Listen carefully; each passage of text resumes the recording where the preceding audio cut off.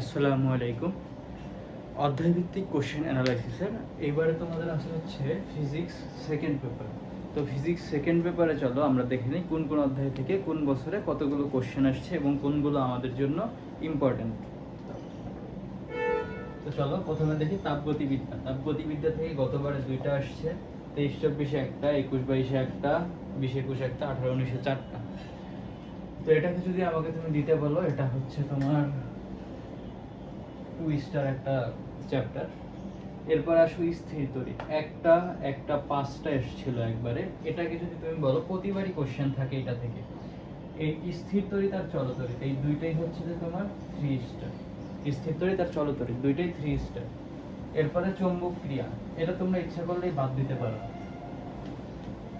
তড়িৎ ও চৌম্বক ক্রিয়া যেটা আছে, মানে তড়িৎ প্রবাহের চৌম্বক ক্রিয়া যেটা, এই চ্যাপ্টারটা তোমরা ইচ্ছা করলে বাদ দিতে পারো, করার দরকার নেই। এরপরে ভৌত আলোক বিজ্ঞান, এইটা 2 স্টার। এরপরে পরমাণু ও নিউক্লিয়ার, এটা হচ্ছে 3 স্টার। আধুনিক পদার্থ বিজ্ঞান, এটাও 2 স্টার। আর সেমিকন্ডাক্টর, এটা 2 স্টার দিয়ে রাখো। তো তোমরা কি বুঝতে পারলে, আমাদের কোর্স যেহেতু তোমাদের অনেকের কাছে মনে হচ্ছে যে আমরা হয়তো ধীরে যাচ্ছি বা অনেকের নোট কমপ্লিট, তো অনেকেই আমাকে গ্রুপে বলেছিলে ভাইয়া বা পার্সোনালি নক দিয়ে বলেছো আমাদের অধ্যায়ভিত্তিক কোশ্চেন অ্যানালাইসিসটা দিয়ে দেন, যেন আমরা অধ্যায়গুলোতে আমাদের নোট যেগুলো আছে এগুলো দিয়ে আগাতে পারি।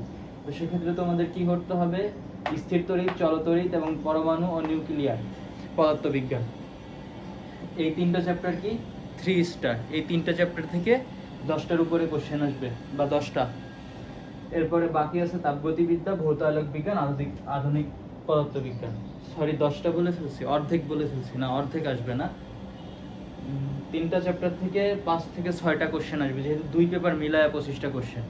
তো এই পর্যন্তই ছিল ফিজিক্স সেকেন্ড পেপার অধ্যায়ভিত্তিক কোশ্চেন অ্যানালাইসিস। ধন্যবাদ সকলকে।